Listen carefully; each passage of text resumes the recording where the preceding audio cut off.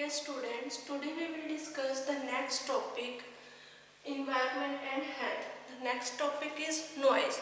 In last lecture we discussed the air pollution and in next topic is noise. Noise क्या है? जो wrong sound, wrong place and wrong time पे जो हमें sound आती है उसको हम लोग बोल देते हैं noise.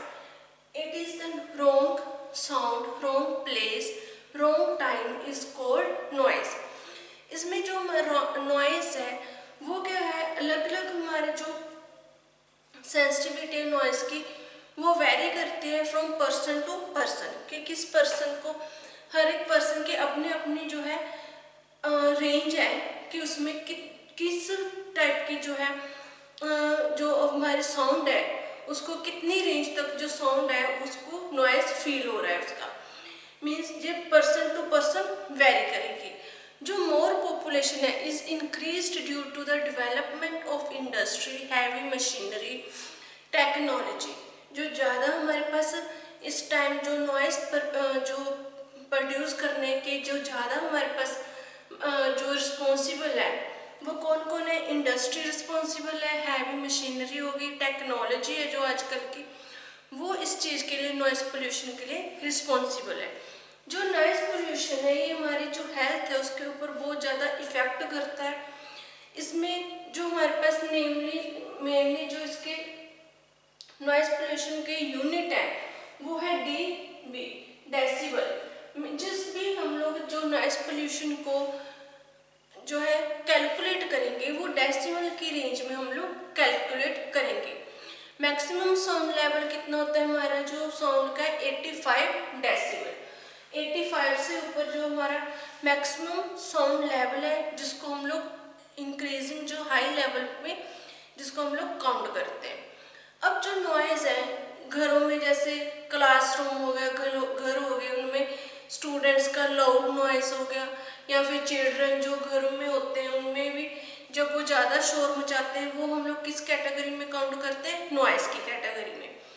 अब इसमें जो मेन हमारे पास इफ़ेक्ट है, इसमें जो हमें इफ़ेक्ट है, कौन कौन से इफ़ेक्ट जो फैक्टर्स हैं जो नॉइज़ है वो हमारे बॉडी में कैसे इफ़ेक्ट करेगा, उसके कारण क्या क्या हमारे बॉडी में प्रॉब्लम्स हो सकती हैं. फर्स्ट, अगर ज़्यादा नॉइज़ है तो उससे क्या होगा? Cause direct injury to the ear organ, cause deafness. इससे जो डेफनेस हो सकता है, जो पेशेंट्स है, ह्यूमन बीइंग है, अगर ज़्यादा नॉइज़ होगा. नेक्स्ट है, ज़्यादा लॉन्ग टाइम तक अगर नॉइज़ पोल्यूशन होता रहे तो उससे क्या है, जो ह्यूमन बीइंग्स है उनको फैटिग, हेडेक होने लग जाता है. या फिर हम लोग अगर ज़्यादा टाइम तक जो फ़ोन पे बात करते हैं, मोबाइल फ़ोन पे, उसका ज़्यादा यूज़ करने से क्या है, बाद में हमारे ईयर में रिंगिंग जो है साउंड वो आने लग जाती है. हमें ऐसा फील होता रहता है कि जैसे फ़ोन बज रहा है या फ़ोन की रिंग आ रही है, वो सुनाई दे रही है. ज़्यादा फ़ोन यूज़ करने से या हेडफोन का ज़्यादा यूज़ करने से हमारी जो ईयर्स है इसमें क्या रिंगिंग साउंड्स प्रोड्यूस होने लग जाते हैं. It is cause of year abilities.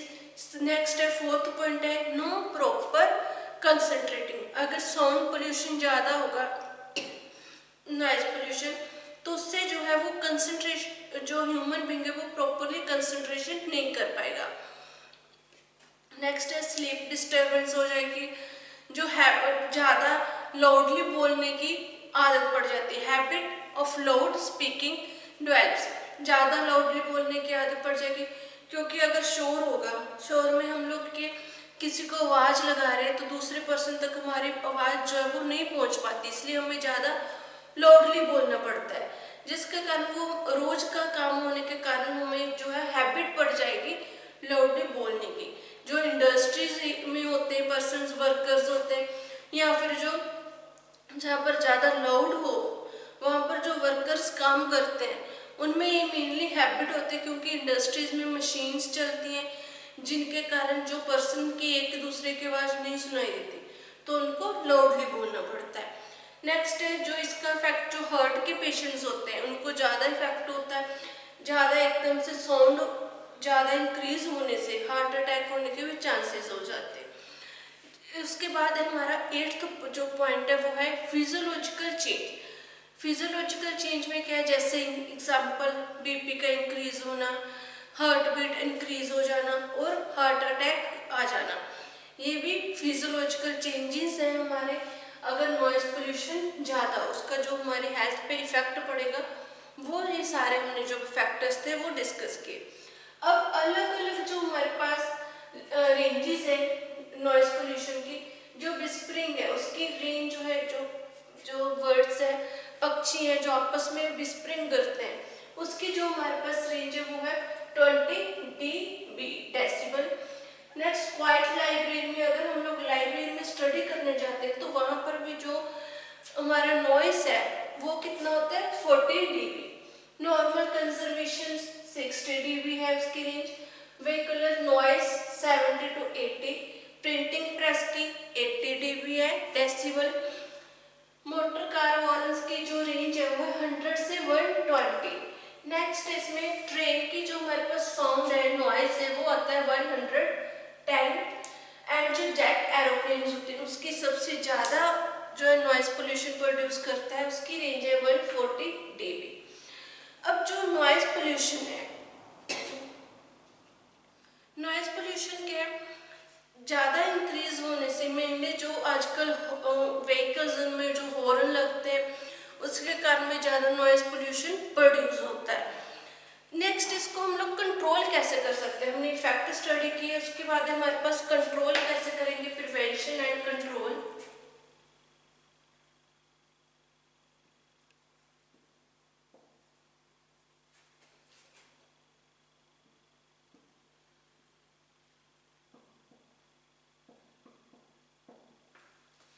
Prevention and control of noise pollution. Noise pollution को कंट्रोल और प्रिवेंट हम लोग कैसे कर सकते हैं, उसके लिए क्या क्या हमें जो है स्टेप्स है वो यूज करने चाहिए। फर्स्ट वन है control the source of noise.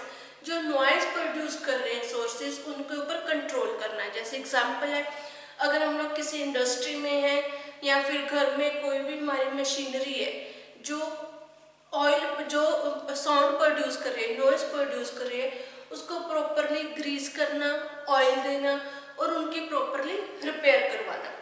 Next है जो मशीन रूम्स है जहाँ पर हमने मशीन्स लगा रखी हैं वर्किंग के लिए, वहाँ पर उस जगह पे हमें जो है प्रॉपरली जो नॉइस पोल्यूशन है, साउंड प्रूफ जो रूम है, वहाँ पर उनको सेटअप करना चाहिए मशीन्स का।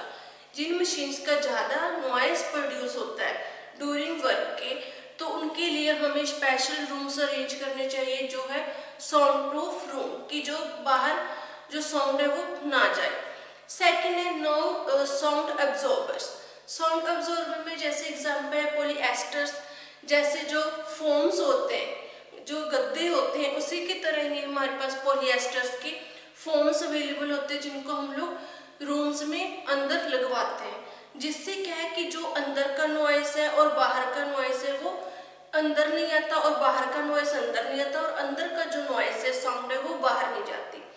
वो हमारे जो अब्जॉर्बर है वो मेनली क्या करते हैं, हमारी जो नॉइस एनर्जी है उसको अब्जॉर्ब कर लेते हैं। उनका मेन यही पर्पस होता है जिससे जो नॉइस है वो बाहर नहीं जाएगा। मेनली जो रूम्स होते हैं जो सम रूम्स ऐसे होते हैं जिनको इसी तरह से हम लोग प्रिपेयर करते हैं कि उसमें जो साउंड अब्जॉर्बर है वो हम लोग उसमें लगवाएंगे जिससे जो नॉइज है वो प्रोड्यूस ना हो।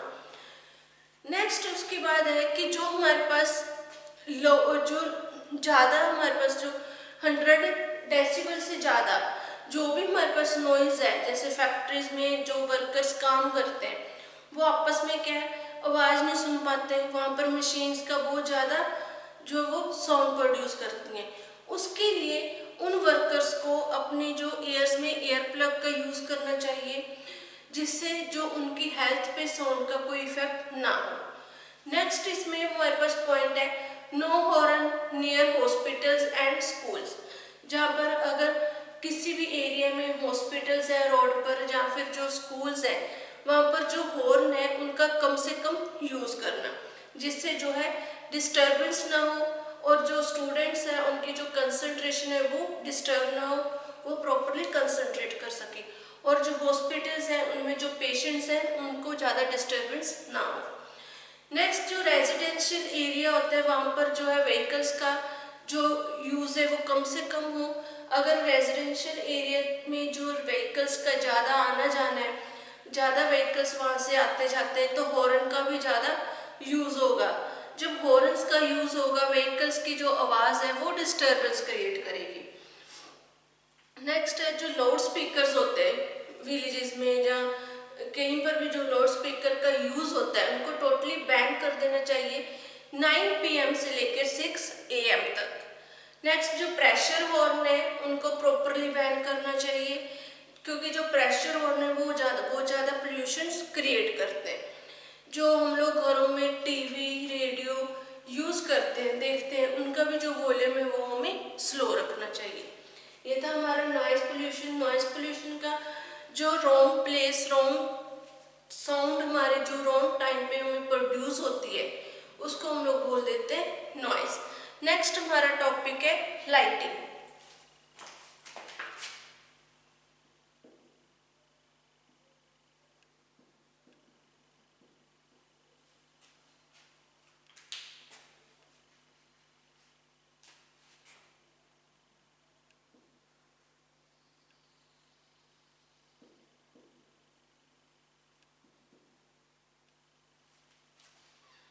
नेक्स्ट टॉपिक है lighting.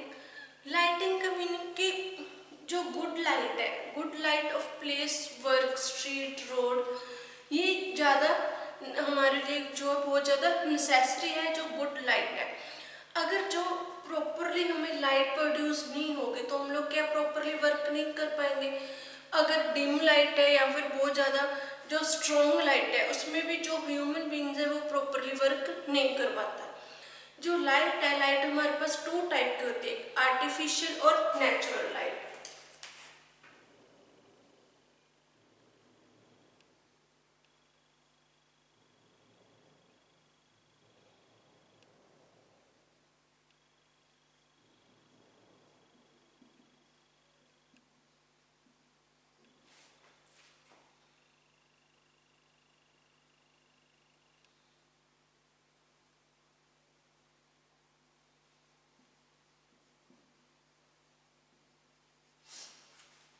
Natural and artificial light. Natural light जो लाइट सनलाइट से प्रोड्यूस होती है वो है हमारी नेचुरल। आर्टिफिशियल लाइट जो हम लोग LEDs बल्ब ट्यूबलाइट्स जो यूज़ करते हैं लाइटनिंग के लिए, वो है हमारी आर्टिफिशियल लाइट। अब जो लाइट है, जो बैड लाइट है, वो क्या प्रोड्यूस करती है हमारे, जब हम लोग किसी बैड लाइट में वर्क करेंगे तो वो क्या प्रोड्यूस करेगी, हमारे आइज पे इफेक्ट करेगी, हेडेक होगा, प्रॉपरली जो हमें जो कंसंट्रेशन नहीं हो पाएगी काम करने में। इसके लिए बात है जो हमारे पास शॉर्ट हो लाइट हो या फिर ब्राइट लाइट है, वो भी हमारी जो है आइज के ऊपर इफेक्ट करती है। अगर शॉर्ट लाइट होगी तो उसमें भी प्रॉब्लम क्रिएट होगी, अगर ब्राइट लाइट होगी तो वो भी हमारी जैसे आंखों में चुभती है ना कोई चीज़, उस तरह जो आंखों में लगती है लाइट। अगर हम लोग तेज लाइट डालते हैं तो उसमें हमारी जो आंखें हैं वो प्रॉपरली ओपन नहीं हो पाती, हम लोग उसमें भी प्रॉपरली काम नहीं कर पाते, उससे क्या हेडेक होने लग जाता है। अब जो लाइट है, लाइट के लिए हम लोगों को प्रॉपरली अगर कोई भी स्टडी करनी है या कोई भी मतलब वर्क करना है, उसके लिए हमारे पास प्रॉपर लाइट अवेलेबल होनी चाहिए जिसपे हम लोग प्रॉपरली वर्क कर सके। अब उसके बाद है जो नेचुरल सिस्टम ऑफ लाइटिंग है, वो हमारे पास जो उसके लिए कैसे हम लोग जो प्रॉपरली नेचुरल सिस्टम लाइटिंग है उसको हम लोग कैसे यूज़ कर सकते हैं, उसके लिए हमें कुछ स्टेप्स करने चाहिए, कुछ स्टेप्स को फॉलो करना चाहिए जिससे जो हमारे ऑफिस है, हाउस है, रूम्स है, वहाँ पर जो लाइट है वो प्रॉपरली नेचुरल लाइट आ सके। फर्स्टली है हमारे पास द ऑब्जेक्ट विच जो produce the light should be removed partially और कंप्लीटली। जिस भी ऑब्जेक्ट्स के से हमारे पास लाइट आ रही है वो कंप्लीटली हमारे पास जो है पार्शली और कंप्लीटली होना चाहिए। वहाँ से जो है जिस भी जो जैसे हमारा जो सनलाइट है उसकी लाइट हमारे रूम में आ रही है, बट उसके सामने क्या है, कोई ऑब्जेक्ट है जो उस लाइट को प्रॉपरली नहीं आने दे रहा है हमारे रूम में। उस वहाँ पर जो ऑब्जेक्ट है उसको कम्प्लीटली रिमूव कर देना चाहिए या पार्शली रिमूव कर देना चाहिए, जिससे जो लाइट है, नेचुरल लाइट, वो हमारे जो है रूम में, एरिया में प्रॉपरली आ सके।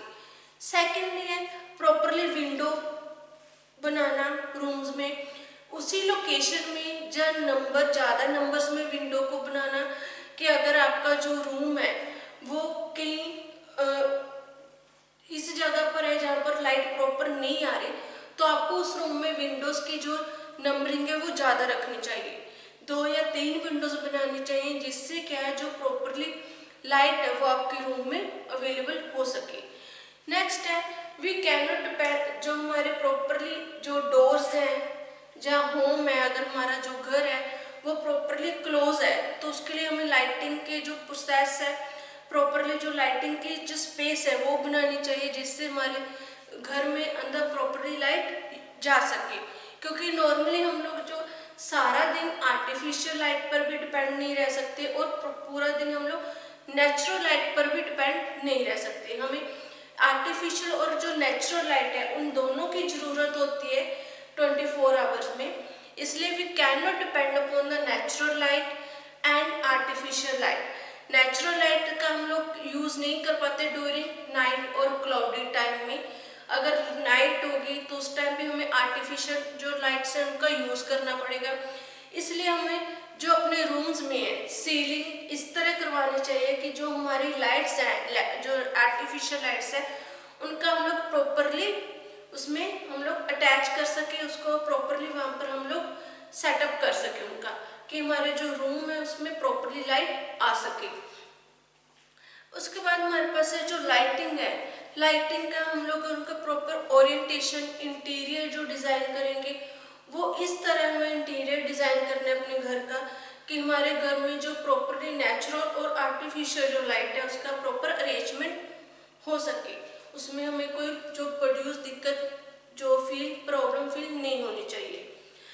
नेक्स्ट है, ये था हमारा टॉपिक लाइट। नेक्स्ट है जो हमारा टॉपिक है वो है सॉलिड वेस्ट डिस्पोजल कंट्रोल। ये तो हमने पोल्यूशंस पढ़े, पहले वाटर पोल्यूशन, फिर एयर पोल्यूशन स्टडी किया, उसका noise and lighting pollution. Next हम लोग जो डिस्कस करेंगे वो है सॉलिड मटेरियल।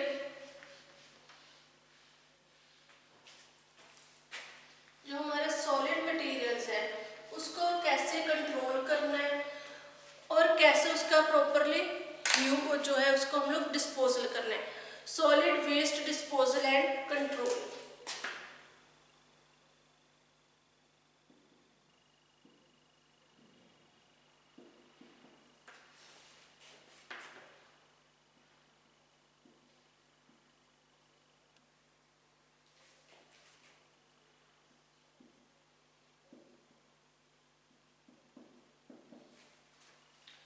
जो सॉलिड मटेरियल है उसको कैसे कंट्रोल करना है, डिस्पोज करना है, उसको हम लोग स्टडी करेंगे। इनको स्टडी करने से पहले हमारे पास कुछ टर्म्स हैं जिनको हमने स्टडी करना है। जैसे फर्स्ट वन है रिफ्यूज।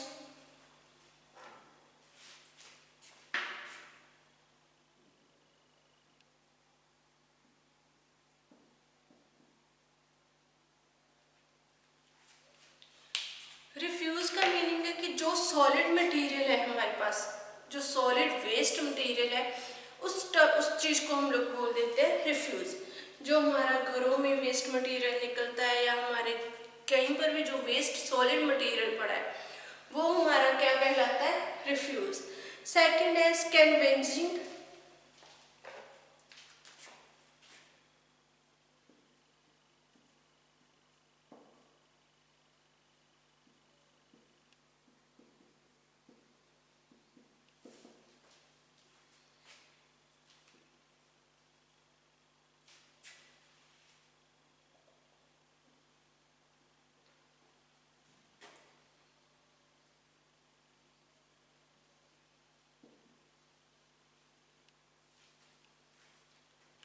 स्कैवेंजिंग इसका मीनिंग है कि हमारे पास जो भी मटेरियल है हम लोग यूज करते हैं,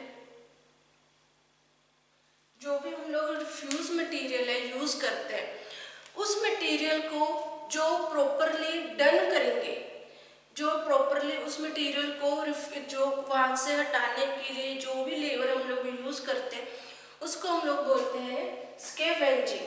जो स्कैवेंजिंग है इसका मीनिंग है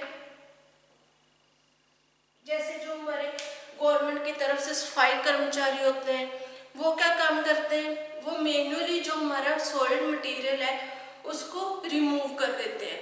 उस रिफ्यूज है जो हमारा उसको रिमूव करते हैं, उसको वन प्लेस से लेकर वो अदर प्लेस में यहाँ पर वो पूरा जो सॉलिड मटेरियल हमने लगाते हैं वहाँ पर ले जाते हैं। उसको सफाई करने के लिए प्रॉपर या कूड़ा उठाने के लिए जो प्रॉपर लेबर यूज होती है मैनुअली उनको हम लोग बोल देते हैं स्कैवेंजिंग। नेक्स्ट है हमारे पास कंजर्वेंसी सिस्टम।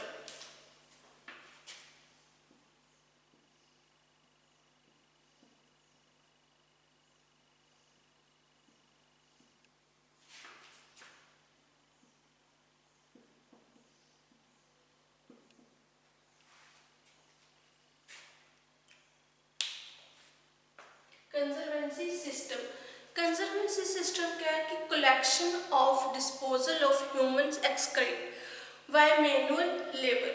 जो लेबर हम लोग अपॉइंट करते हैं गवर्नमेंट कलेक्शन और डिस्पोज करने के लिए ह्यूमन एक्सक्रीट को, जो ह्यूमन एक्सक्रीट है उसको जो है जो वेस्ट मटेरियल है उसको कलेक्ट करने के लिए जो लेबर अपॉइंट की जाती है उनको हम लोग बोल देते हैं कंजर्वेंसी सिस्टम्स। नेक्स्ट हमारे पास है जो water carry system.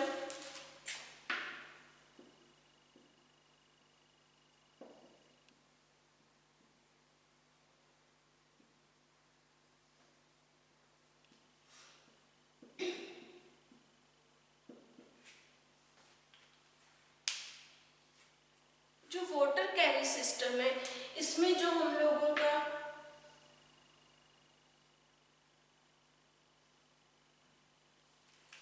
Water carry system में हम लोग जैसे जो भी वेस्ट मटेरियल है, जो रिफ्यूज मटेरियल्स है, वेस्ट सॉलिड या फिर जो लिक्विड मटेरियल है उनको जो भी हाउस होल्ड घरों में से लिक्विड और सॉलिड मटेरियल्स को स्ट्रीट में से जो भी उठाते हैं घरों में स्ट्रीट में जो भी हमारे पास रोड्स पे सॉलिड और लिक्विड मटेरियल है उस मटेरियल को हम लोग बोल देते हैं जो है उसे बोल देते हैं वेस्ट मटेरियल्स। सॉरी, जो वाटर कैरी सिस्टम है वाटर कैरी सिस्टम में जो हमारे पास लिक्विड मटेरियल्स होते हैं, जो सीवरेज वगैरह जो हम लोग सीवरेज है उनमें से जो सफाई करते हैं उनको क्लीन करने के लिए जो भी लेबर हम लोग अपॉइंट करेंगे उसको हम लोग बोल देते हैं वाटर कैरी सिस्टम। क्योंकि अगर हम लोग सीवरेज वगैरह प्रॉपरली क्लीन नहीं करेंगे तो वो ब्लॉक हो जाते हैं।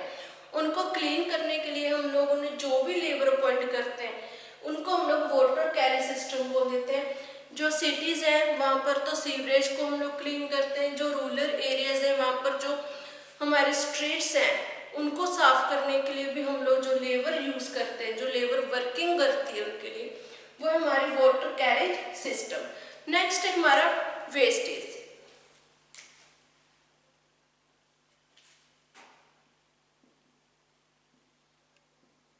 वेस्ट में क्या है, जो हमारे पास सॉलिड और लिक्विड मटेरियल है, जो सॉलिड और लिक्विड मटेरियल स्ट्रीट में हाउसेज में जो हमारे पास होता है उसको हम लोग बोल देते हैं वेस्ट। जो वेस्ट मटेरियल है जैसे इंडस्ट्रीज है, इंडस्ट्रीज में लिक्विड मटेरियल भी होगा वहाँ पर, और वहाँ पर ग्लास के इंडस्ट्रीज है तो ग्लास मटेरियल का जो सॉलिड मटेरियल है वो वेस्ट होगा।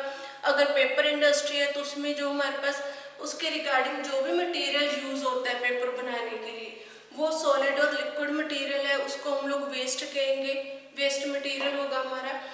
और एग्जाम्पल घरों में जैसे हमारा पेपर्स हो गए या अनदर जो वेस्ट मटेरियल है जो वहाँ पर हम लोग घर में से निकाल देते हैं क्लीन करते टाइम वो हमारा वेस्ट मटेरियल होगा। एग्जाम्पल में जैसे जो एग्रीकल्चर डिपार्टमेंट्स हैं, एग्रीकल्चर डिपार्टमेंट में जो रोटन फ्रूट्स हैं वेजिटेबल्स हैं उसमें जो हमारी या फिर हमारे जो भी अदर जो फार्मर्स है एग्रीकल्चर से रिलेटेड जो हमारे प्रॉपर जो हमारी जो फसलें हैं या फिर पराली वगैरह होती है जिनका हम लोग यूज़ नहीं करते वो हम लोग ऐसे रोड पे स्ट्रीट पे फेंक देते हैं, वो क्या है, हमारा वेस्ट मटेरियल। ये हमारे कुछ टर्म्स थी जो हम लोग यूज करते हैं solid waste disposal and control में। फर्स्ट था refuse. Refuse means solid material जो है, सॉलिड वेस्ट मटेरियल, उसको हम लोग बोलते थे रिफ्यूज।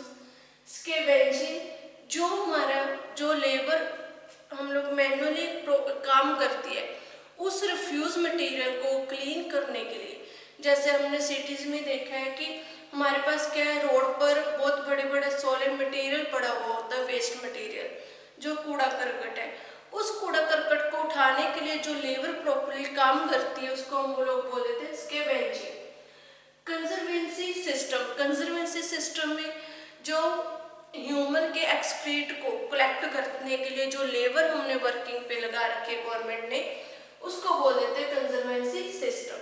वाटर कैरी सिस्टम, जो सीवरेज वगैरह है, हमारे सीवरेज स्ट्रीट्स है, उनको क्लीन करने के लिए जो लेबर वर्क करती है उसको हम लोग बोल देते हैं वाटर कैरी सिस्टम, वो इसी के अंदर आते हैं। नेक्स्ट है वेस्ट। सॉलिड और लिक्विड जो मटेरियल्स हैं, जो हाउसेस से जो हमारे पास आता है या फिर स्ट्रीट में से जो मटेरियल सॉलिड और लिक्विड मटेरियल मिलता है, वो क्या कहलाता है, इज कॉल्ड वेस्ट। नेक्स्ट है हमारे पास storage and collection of refuse, कि हम लोग जो स्टोरेज है उसको, जो हमारे पास ये रिफ्यूज है, सॉलिड मटेरियल है, उसको कैसे स्टोर करेंगे और कलेक्ट कैसे करना है। इसके लिए जो स्टोर एंड कलेक्ट करने के लिए फर्स्ट वन है हाउसेस। जो हाउस है, हाउस में हम लोगों को पता है कि हम लोग जो कूड़ा है, करकट है, वो किस में डाल देते हैं, डस्टबिन में। जो कवर्ड, जो लिड, जिसपे ऊपर लिड बनी हुई होती है जो प्रॉपरली बंद हो जाए, वो हाउस होल्ड में हम लोग किस में स्टोर करेंगे, कलेक्ट करेंगे रिफ्यूज को, डस्टबिन में। जो स्ट्रीट एंड रोड्स होते हैं, वहाँ पर आप लोगों ने कभी देखा होगा कि रोड्स पर बहुत बड़े बड़े डस्टबिन पड़े हुए होते हैं, जिनको हम लोग बोल देते हैं पब्लिक बिन। जो रोड और स्ट्रीट में डस्टबिन है, उसमें पब्लिक बिन में जो है हम लोग रिफ्यूज को कलेक्ट करते हैं। उसके बाद है जो हम लोग जो मंथली या 4-5 दिन बाद आप लोगों ने देखा होगा कि सिटीज में कूड़ा इकट्ठा करने के लिए, रिफ्यूज इकट्ठा करने के लिए जो लेबर आती है, वो किस में लेके जाती है, या तो उनके पास पब्लिक बिन होते हैं या फिर उनके पास स्ट्रीट रिफ्यूज कार्ट होती है, एक रेडी सी होती है जिसमें वो जो पूरे हमारे सिटीज है, जहाँ जो हमारा टाउन है, उसका जो रिफ्यूज मटेरियल है उसको कलेक्ट करके लेके जाते हैं। और वो किसी एक अलग से एरिया होता है जहाँ पर वो पूरा कंप्लीट उस सिटी का जो रिफ्यूज है वहाँ पर वो फेंक देते हैं। उसको बाद में उसका जो फेंकने के बाद उसको रिफ्यूज को क्या करना है वो उसके बाद में डिस्कस करते हैं। उस रिफ्यूज को डिस्पोजल करने के लिए, उस रिफ्यूज को किस मेथड से डिस्पोजल करना है, वो उनका अलग से जो वर्किंग होगी। अब जो हम लोग घरों में भी डस्टबिन जो है वो कई बार रोड पे फेंक देते हैं या स्ट्रीट में जो है हमारा जो रिफ्यूज है वो फेंक देते हैं। उन सबको वो कलेक्ट करने के लिए पब्लिक बिन लेके आते हैं या फिर स्ट्रीट रिफ्यूज कार्ट लेके आते हैं, जिसमें प्रॉपरली जो कूड़ा है, जो सॉलिड वेस्ट मटेरियल है वो उठा लेते हैं और जो हमारा सराउंडिंग्स हैं उनकी नियर अबाउट जितना भी सराउंडिंग है उनको क्लीन कर देते हैं। ये लेक्चर हमारा यहीं पर फिनिश हो जाता है। नेक्स्ट लेक्चर में हम इसी टॉपिक को कंटिन्यू करेंगे। इस टॉपिक में हमारे पास जो है मेथड्स हैं कि किस किस मेथड से जो हम लोग रिफ्यूज है, हमारा जो वेस्ट मटेरियल है, उसको हम किस मेथड से डिस्ट्रॉय करेंगे, वो हम लोग नेक्स्ट लेक्चर में डिस्कस करेंगे।